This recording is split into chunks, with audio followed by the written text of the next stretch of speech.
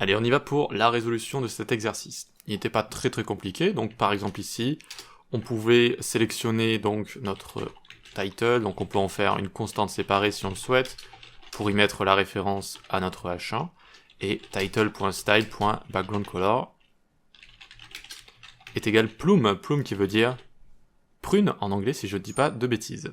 Et on a cette couleur juste ici, prune, qui est apparue. Voilà. On aurait pu directement faire ça aussi, hein.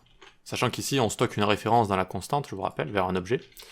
On peut faire ça directement aussi. C'est-à-dire, on va mettre ça en commentaire.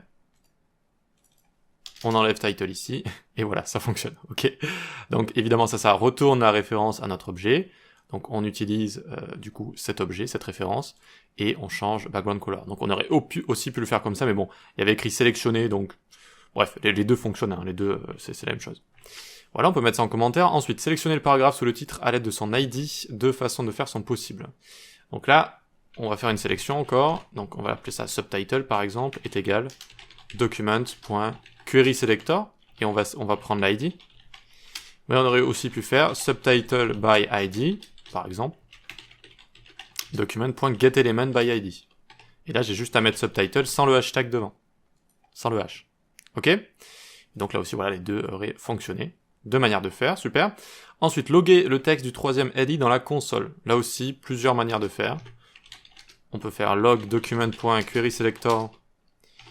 On va prendre ul li 2.nthchild 3. 3 comme ceci.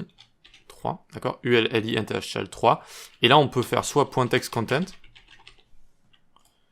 On vient ici, alors en n'oubliant pas d'écrire ici textContent avec un C majuscule.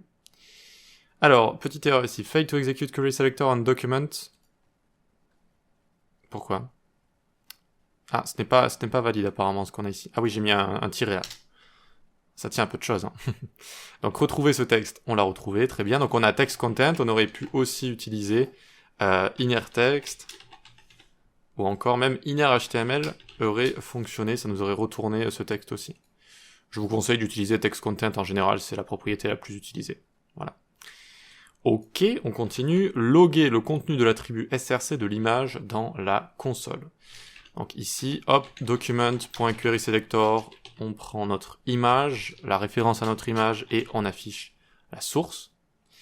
D'accord, et on aurait aussi pu utiliser getAttribute, mais en général pour les attributs qui existent déjà comme ça, on a juste à prendre la dot notation. Même si il est vrai que getAttribute ici nous donnerait un résultat qu'on attendrait peut-être un peu plus, qui serait juste la partie qu'on a écrite ici dans notre HTML. Donc getAttribute va parfois donner des résultats légèrement différents comme ça, notamment avec les chemins, des liens et des images. D'accord, la source va vraiment être la source complète, et getAttribute va juste nous retourner la partie, le chemin relatif comme ça. D'accord? Voilà, enfin le chemin que vous avez écrit directement dans votre HTML. Ok, très bien, donc on peut mettre ça en commentaire.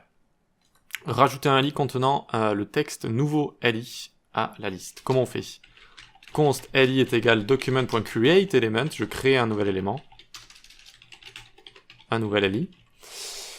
Ensuite, je lui rajoute du contenu. Le contenu, c'était nouveau li. Nouveau li.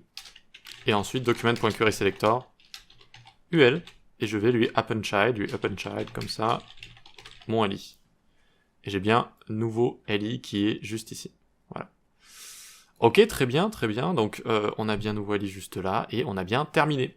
On va pouvoir attaquer le second exercice.